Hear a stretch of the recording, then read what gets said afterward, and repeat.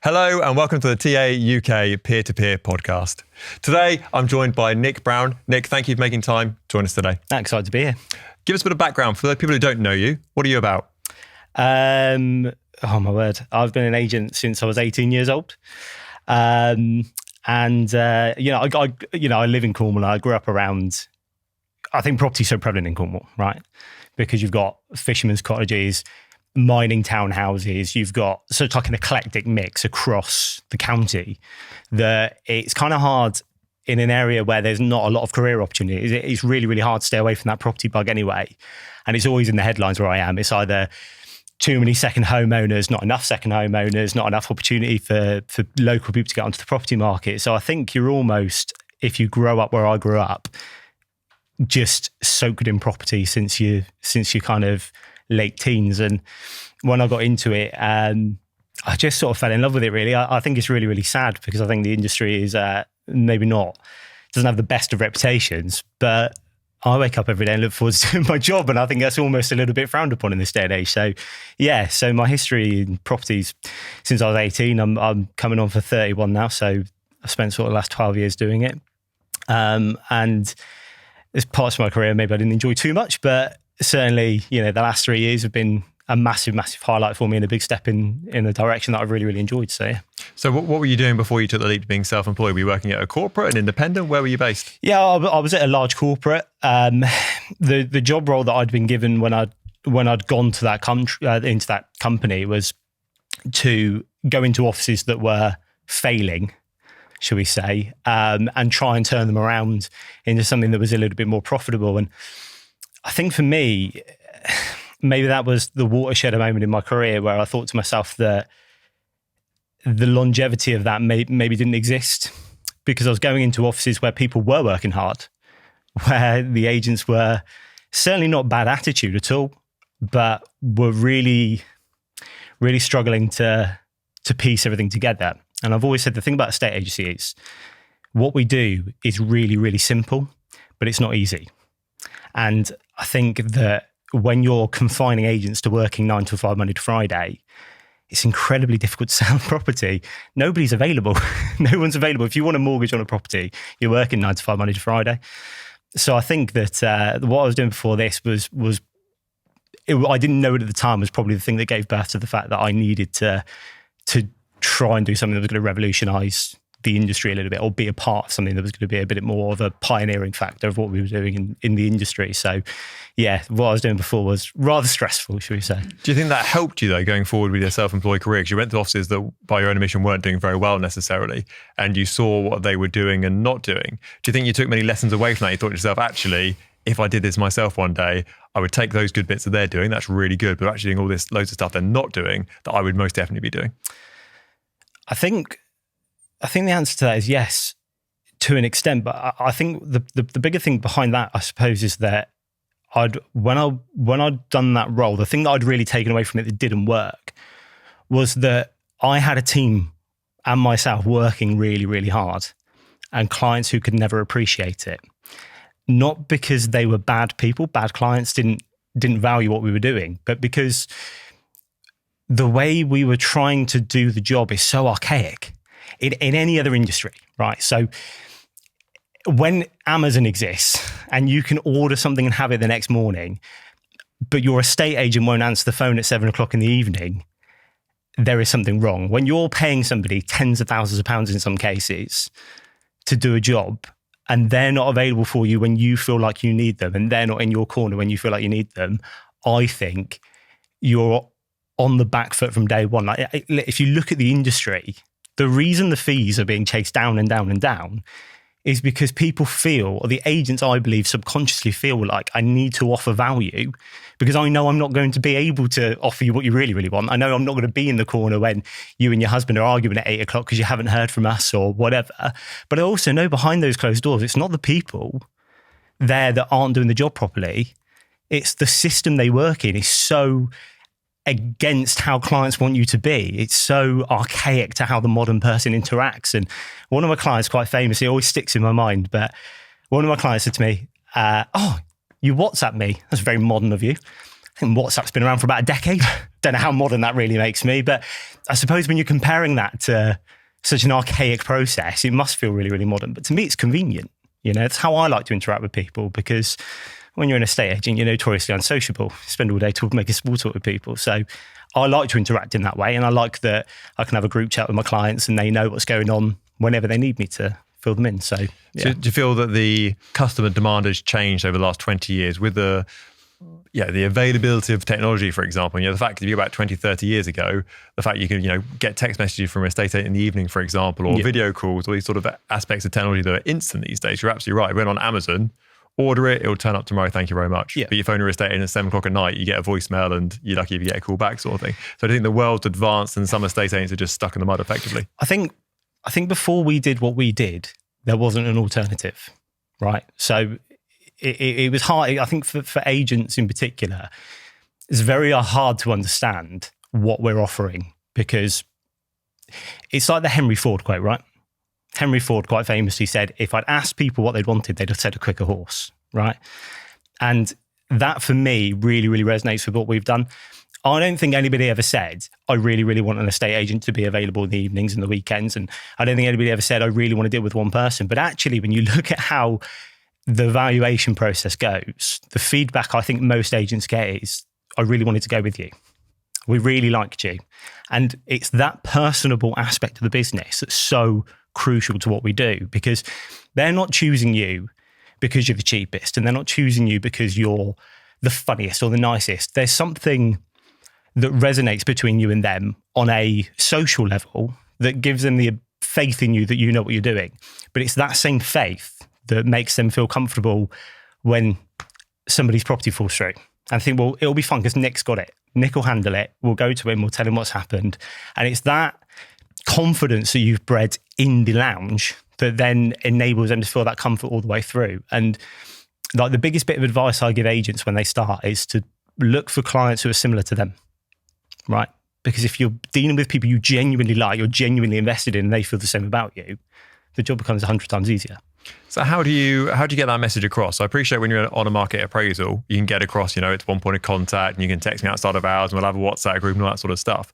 But there's probably a huge marketplace, let's say 90% of market appraisal not going on, for example, who probably would appreciate that, but they don't know about it. So how do you think you kind of knock down that wall and get that message across that you have this service and it's more bespoke, it's more one-to-one, it's on demand, it's a bit more modern than probably it would have been historically? Yeah. How do you get that message out there, do you think? Well, I think that's probably kind of a double-sided question with TAUK, right? Because how I do it in my own business and how we should do it as a brand, I think are two slightly different things. Me personally, it's about introducing yourself to people. It's about networking. It's about getting yourself in front of the right people. I mean, in my first year, 20% of my listings came from people I'd met on viewings, and they'd all gone, we really like your way of doing viewings, because I, funnily enough, don't take myself overly seriously. And I try and make viewings fun. I try and make them feel a little bit more energy on a viewing than just, this is your kitchen, this is your lounge, right? But the reason they liked me had nothing to do with the fact that I was putting on a show. I was just being myself. And I think that when you work on the high street in particular, but for any large brand, I think you have a habit of trying to embody what that brand is about, adding a level of professionalism that maybe is a little bit wooden or unorganic, should we say. And for me, it's about, when I came out of that, it was about being authentic and being myself. And not everybody needs to like me. Not all of my clients don't need to go, oh, every single listing I go to, oh, we really want to use Nick because he's this, that, and the other. Just 10%. That's my opinion. I want to do the business with the 10% of people who believe what I believe, not the 90% of people who don't. And I think when you take that attitude into our low volume model, that enables that kind of pressure or that stress to come off of you, because you think, I don't need everybody. I just need the ones who I'm really going to get on with, I can really add value to. So talk me through the differences that you find with regard to where you work compared to other agencies under the Agency UK. Because obviously lots of people I talk to in self-employed models are very metropolitan hubs. It's London, it's Birmingham, it's Milton Keynes, it's all these sort of places. Yeah. And you're down in quiet Cornwall. How does your life vary from anyone else, do you reckon? I think that there's pros and cons There's pros and cons for both. I think that when I see some of the guys who work in the more kind of built up areas, I'm envious of how far they travel. It's like 10 minutes from them is so many more chimney pots than 10 minutes from me. Most of that's probably fields in my case. But I think I've got a much greater community there. And I think Cornwall is still a very community-driven place. And I think that there's a lot of value to be added to your clients in Cornwall. I think that in Cornwall, I joke about it all the time, but in Cornwall, we don't even have a Nando's. That's how far behind we are. Wow. Give it time, we will. Yeah. We'll get Nando's in like 5 years. It'll be all the rage in 5 years. But that's quite endemic of Cornwall, right? That's how Cornwall is. And launching this where I did, and I said to Steph and Andy at the time, I know if I can make this work, there isn't a single person that we will meet that can't make it work in their location, because where I work is everything against how a self-employed agent want to be. It's relatively low value, relatively low chimney pots per square mile. But I'm a big, big believer that I add a lot of value to what people need in an agent. And if I can add that value and charge fees that are applicable to that, then I can run a really, really well-sustained business whilst also improving the experience of people's house moves in and around Cornwall. And do you find that in those sort of communities, good news and bad news spreads quite quickly? So if you're a good agent, you're doing a good job, everyone finds out quite quickly, and your word of mouth is really strong. Whereas if you're a bad agent, it probably goes twice as quick, I'd imagine. Yeah, I think so. I think all of us deal with that now with social media anyway. Right, so I think that to say, it's worse in Cornwall, I wouldn't know. I've never worked anywhere else, to be brutally honest. But what I do think is that it keeps you accountable. The fact that somebody will, know my mum, went to school with my sister, whatever, it's that type of place. I think it keeps you accountable. And I think that, I think estate agency has lost a lot of the pride that it probably had 20 years ago, right? I think that when people ask me what I do for a living, I still say I just work in property. Rather than I'm an agent. Broad. Yeah, very kind of black. Could do anything. Could be a builder. Could be anything. You'll never know until you get to know me. But the reason that's my gut reaction is because a lot of that pride's been taken out of the industry. And working in an area where community is so important, lots of people know each other, recommendation is so important, I think it holds me accountable. There's days like anybody. There's days when I wake up and I think, I've got 4 viewings in. It's a Sunday morning. All I want to do is have, a bacon bap and relax. But you get out there and you really make an effort to be the expert of that property, because you know that your seller is not just a client, it's somebody that you're going to bump into over and over and over again. And it was that actually that led to me leaving the high street. When I left the high street, I'd bumped into one of my clients in the local Aldi, of all the places, Mid-Lisle as well. And she walked straight past me. And I said, "Are you going to ignore me, are you?" And she didn't even recognise me. And it wasn't a case that I had done something wrong. It was a case that as a branch manager, I'd gone out, done a great job, put a property in the market, handed it over to somebody else, never spoke to her again. That hit me really hard because she didn't even recognise me. I recognised her, and I've got maybe 100 clients on the market at that point.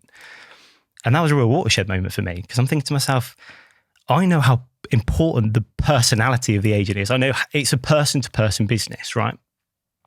And this woman has just walked past me with no acknowledgement whatsoever. And when I called her back, it took her like 2 minutes. The most uncomfortable 2 minutes of my life in Aldi's middle section. I remember clearly there were discount mini rolls next to me, and she is oblivious to who I am. And I was like, "I'm your estate agent." And she went, "Oh, how are you?" And I was like, "Yeah, no, I'm good." And that was it. That was the end of the conversation. If that ever happened to me now, I'd never be showing my face in Aldi again. But that's how important I think it is to be the agent that's there on the end of the phone when you need them. She trusted me with her property, never spoke to me again. And that just doesn't sit that well with me, particularly where I am. You've got your neck on the line and you're invested into it as much as they're invested into it. You're all pulling in the same direction. Yeah, absolutely. But I think that every agent dresses it up that way. But until you're self-employed in this model, that's the only time you're genuinely invested in it, because you haven't got that salary to fall back on. You haven't got a plan B to fall back on. It is, I'm going to get you moved. Forget about selling the property as well. I think agents are great at talking about selling houses, but I want to get you moved into your new one. I want to make sure that entire process actually happens. We actually get you in to the next property, whether that be helping out with the conveyancing aspect, or in some cases, I go out and do viewings with my sellers all the time, and they're out viewing other properties just to give them that professional opinion to make sure that they feel comfortable in what they're going out to see. So I think that's really, really crucial for us moving forward. I definitely agree. That's a very, very good point, without a doubt. Yeah. You mentioned fees just now. Yep. So let's talk about fees. Let's talk about money. Yeah. So how have your fees progressed since you went self-employed? Is it you start at a good level, or did you start by doing anything for anybody and then you progressed over time? What's been the route you've gone down? No, it gets talked about a lot, this, but I think within the self-employed space more than most places. But I think you've got to make commercial decisions as an agent when you're working in our space, because it's a case of what do I think I'm worth to somebody? And I think for me, and the way I would describe it to my clients and to other agents is there's only two things we control as agents, right? We control the marketing and how good the property looks, and everybody focuses on that, right? I get asked that all the time by clients, I get asked by other agents.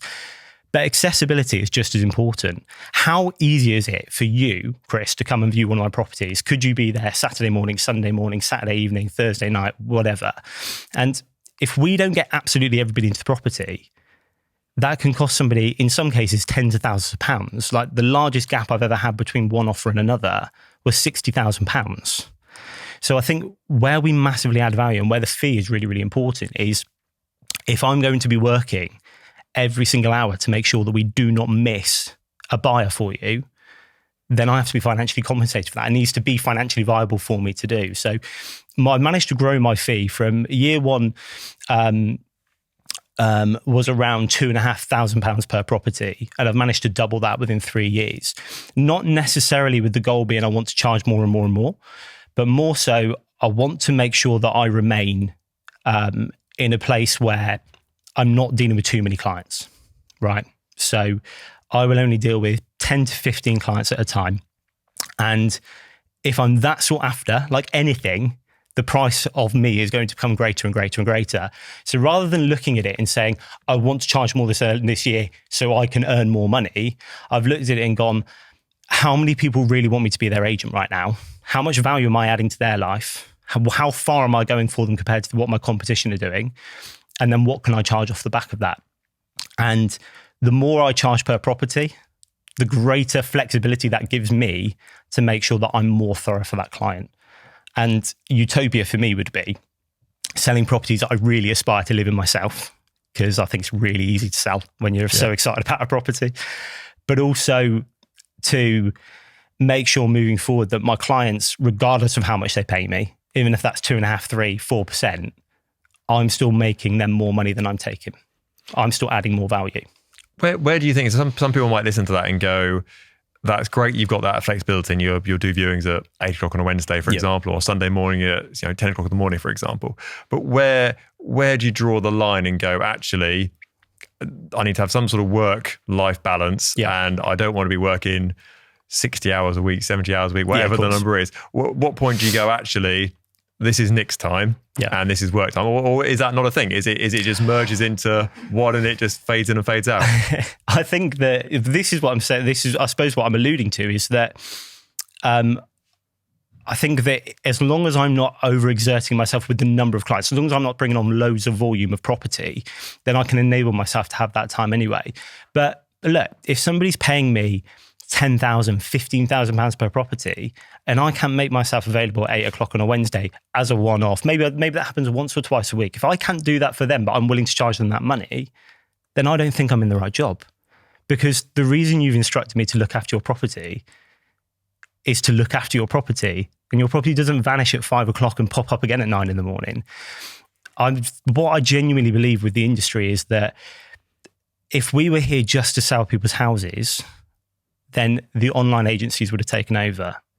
But they didn't. And they didn't because people don't want us to just sell that house.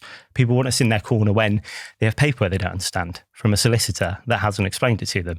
They want us in their corner when they've been to view a property and they've got a concern about it. They want us in there. I still get my clients from year one ring me up and say, Nick, our remortgage coming up. Roughly speaking, could you just do a quick online valuation for me? And actually two of my clients now just refer to me as their estate agent, even when I'm not moving them, even when they're still in their new house, happy, they still go and use Nick, he's our estate agent. That should be the goal, in my opinion, of every estate agent. We should all have clients, much less clients than what we're used to dealing with on the high street, but we should all have clients who go, Nick's my guy. Nick's person I go to with anything property related. If I'm going to do an extension, I'll ask Nick, make sure it's commercially viable. If I'm going to sell, I'll ask Nick. If I'm going to remortgage, I'll speak to Nick. because that is what you employ me for, is to be the expert in your life on anything property related. And there's never a point where your property isn't relevant to you, ever, because you're either remortgaging it or selling it or upsizing or downsizing or relocating. Do you think a lot of estate agents are easily forgettable? Do you think that people hand over the keys on completion, ask them 6 weeks later which estate agent did you sell with, and they wouldn't have a clue? I don't think the estate agent is unforgettable. Is forgettable. I think the brands are forgettable. And what I mean by that is it's very, very hard to stand out when you're all doing the same thing. And I think the same thing about fee, which you alluded to before, right? So to go on a bit of a tangent, I would argue with you that 99% of estate agents are chasing 1.5%. So when I charge 2, I'm actually in less competition. They view me that I'm in a smaller pond, if you like. There's loads of people trying to charge 1 to 1.5%, in some cases lower. And if you want to all fight over those people who want to pay them that much, that's fine. But I think there's room in the industry to have people going after that. So do I think they're forgettable? All of the agents I've met in my career have been great. They've all been really good people with really good intentions. But when you force people to work in a way that nobody's ever going to appreciate because it doesn't match their lifestyle anymore, how do you stand out? I think it's almost impossible now. So you think you're looking at what the wants of the client are in a modern world and going, people want instant access, they want instant information, they want to have a relationship there, and then aligning your business to that? I think that's exactly what we did when we designed the business. I think when Andy and Steph came to me, which was before we'd launched anything, and the conversation we had, which was a 4-hour conversation that we'd had, I think over maybe some wine. That conversation that we had was us designing something for people now. And for me, we had kind of 2 goals. One was to make sure that the clients had an agent that they felt they could rely on again, because I feel like that's been missing from the industry for quite some time. And the other was to make sure that the agents got out of that 9-to-5 rigmarole, forgettable system that they were in and actually could enjoy the job again. You know, we talk about work-life balance. I love what I do. Why do I need a work-life balance? If I enjoy doing the viewings, if I get up in the morning and think, I've got an open house at 10 o'clock in the morning, and I'm really looking forward to it, it's not work to me. You know, I get paid to sit in people's kitchens, drink their coffee and talk to them about their biggest asset and the thing that I'm most excited about doing. It's not work for me. That's been brilliant. Dan, thank you so much for your time today, mate. It's been absolutely brilliant. Thank you for coming on. Thanks a lot. Thank you.